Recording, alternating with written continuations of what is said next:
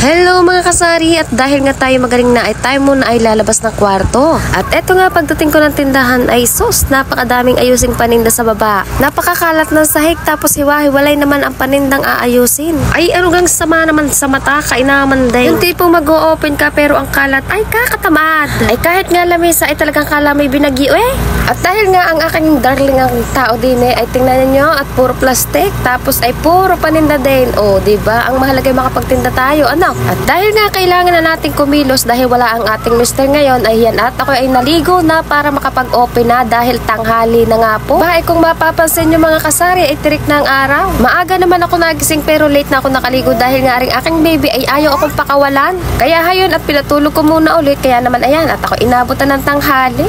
3 roll up nga pala ang aking tinataas din, kada ako'y magbubukas. At kahit araw nga dito ay pinapadla ko pa rin kasi uso nga dito ang nakawan ng mga cellphone. Kaya naman kailangan nating mag-ingat at ayan nga at mag-o-open na ako ng bintana. At mag-umpisa na nga tayo ng ating mga gagawin dahil napakadami pa nating i-display. At eto na nga at ako'y nagdi-display kaso naman ako'y hirap na hirap at kaya naman ako'y kumuha ng bangkito para naman maabot ko ng ayos at maisampay ko ng ayos. At isinunod ko na nga itong magsampay ng Milo na to pero pinutol ko muna kasi para hindi mahabang mahaba. Mababa lang kasi mga kasari ang kisame para naman hindi siya mahabang mahaba at hindi makauntog o makasabit sa amin. Dahil nga nasa bandang dulo lang tong magic sarap, hindi ko na nga ito pinutol kasi ang bilis lang namang maubos nitong magic sarap. At syempre sinunod ko na itong mga sechirya at inihuhu ko na nga yung nasa box na tira pa ng aking mister. At dahil nga ang mga sechirya ay gusto ko ay napakabilis lang trabahuhin, ay tinuso ko na nga lang ito sa alambre at ayaw ko ng mga magbutas-butas pa. Pagka kasi nandito ang aking sechirya ay napakadami kong naiilaman. Kaya naman kapag ka may bumili ay aking hihigitin na lamang dyan. O diba, mas madaling trabaho, mas mabilis ang aking kilos kapag ka ganyan tusok-tusok lang. Nung may tindera ako, palagi din siyang hindi marunong ng ganito. Ewan ko ba bakit hindi nila makuha-kuha ang aking teknik dito. At dahil gusto ko silang matuto, ang aking teknik doon ay kung butas mo ay babayaran mo. Ganun ang aking teknik para naman sila ay magporsiging matuto. Ang pangit naman kasi kung ang tindera mo ay tindang-tinda lang at hindi marunong mag-ayos ng ganitong mga kasimple-simpleng bagay. Kaya naman bilang may sari-sari store owner, yan nga at gumagawa ako ng mga rules ko dito sa tindahan. At eto pa at nagbukas na nga ako ng box na may pan-display pa din pala. Inisa-isa ko na nga itong ilabas para naman aking ikalat dito sa sahig. Syempre mga kasari, ang gusto ko pag ako'y magpa-price, isama-sama muna lahat ng aking papricean at hindi yung halo-halo sa box. Kaya naman ang mga box na to ay pagbubuksan ko muna. Mamaya na lang ako magpa-price kapag halimbawa ay naikalat ko ng lahat. At syempre nandito na naman tayo sa box na maliit na ang laman naman ay mga sabon at mga roll-on. Katulad nga na sabi ko sa inyo kanina ay ilalabas ko muna ang lahat para ikalat sa sahig. Hindi nga pala ako nagsasampay ng mga sachet na sabon kaya naman aking pinuputol-putol. Kasama kasi yan sa mga patas-patas dito sa aking harapan ng tindahan. At natapos ko nga putulin itong mga sabon na ito ay nagbukas na ulit ako ng isang box. At syempre bago ako mag-price ay ikakalat ko muna ulit sa sahig ang aking mga nasa box na iyan. Dahil nga mas madaling pricean kapag halimbawa ay magkakasama na ang magkakapareho.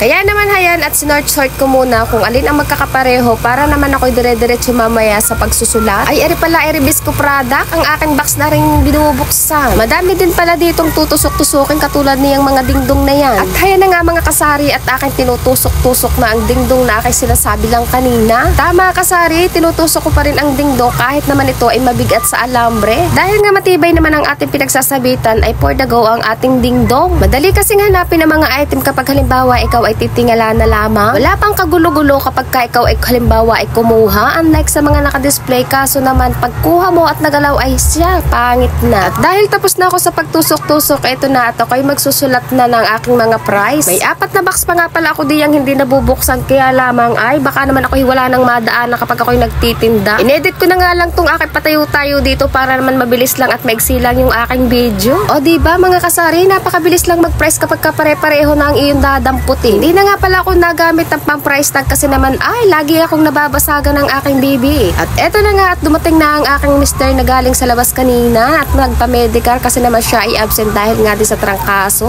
At dahil nga siya ay dumating na ay ako'y tutigil muna para naman ako ay makakain na at ako'y kanina pang gutom. Kaya naman tara mag-overload muna ng burger. Dahil nga sabi ko sa inyo ako'y may hindi pa nabubuksan ayan at bubuksan ko na nga. Pero syempre ang mata ko'y laging nasa TV kasi naman ay kaganda ng palabas. Aba sino ba namang nanonood ng Lilet Matias ay parang ang ganda naman ng episode for today's video. Abay akalain mong may sitsirya pa din nga din eh. Hindi pa rin pala ako tapos sa aking pagtusok-tusok. Ay Ang akala ko na may last na yung aking dingdong na tinutusok-tusok ay meron pa pala din eh. At eto na nga at may binubuksan pa ako at eto na nga ay ang mga sabon ng box. Ay talaga namang for today's video ay puro ayos ako ng aking mga paninda. Ay wari ko'y pagod, ang katawan lupa ay kagagaling laang. Ay yun lamang talaga ang nakakatagal din eh. Ay palagi nakakarami lagi lang tip ng aking mga panindang aray. Kaya naman din. Ay ang isa sa mga nakakatamad gawin eh yung mga tip-tip na aring mga nakadami-dami. Pag hindi mo ginupit ay at hinila mo laang mga ipangit at gawa ng malagkit. Pag isinampay mo sa sampayan ay talaga naman ay pagkadikit-dikit ng iyong mga paninda ay di kay pangit. Kaya naman kailangan guntingin ang tape, hindi hihilahin. At nagising na nga ang aking mister kaya naman hayan at magkakape na naman siya diyan dahil nga pagkakagising niya ay kape ang kanyang hanap. Dahil nga hindi ako nagdi-display ng sabon sa katawan hayan nga at pinutol-putol ko na naman itong mga safeguard na sachet. Syempre gusto ko talaga ipang mabilisan ng aking nanggalawan pagka ikaw ay magbebenta. Kaya lang talaga ang mga mabili ang may problema din kung minsan. By bilang tindahan ay ginagawa ko talaga ang way ko para ako ay mapabilis ang benta. Abaga naman ang nabili naman ay pagkakatagal namang mamili. Sala sa napakatagal mamili ay napakatagal magbayad. Yung todo tawag sa iyo ng pabili paglapit mo sa counter ay napakatagal namang magsabi ko anong bibilhin. Eh, meron pa nga akong customer na madami ang nabili tapos ang tagal niya naghihintay. Nung turn niya na ay talaga namang ayos siya. Aba naman kasi mga kasari ang tagal maghintay nung siya na ang bibili ay hindi niya alam ang bibilhin at napakatagal. Diba? Kahit anong gawin mong effort para ikaw ay mapabilis ay ang customer mo naman sadya ang mabagal. Pero syempre ano bang magagawa natin ay sila yung nabili at tayo lang naman ay taga-tinda. Kaya syempre wait na lang tayo. At medyo madami pa din nga pala itong aking sasampay na to at aayusin. Sama pa itong nakikipagkwentuhang itong aking mister. O di mamaya pa tayo makakatapos niyan. Pero di ko na ibibidyo at akin na lang yon. Kaya hanggang dito na lang. Bye bye!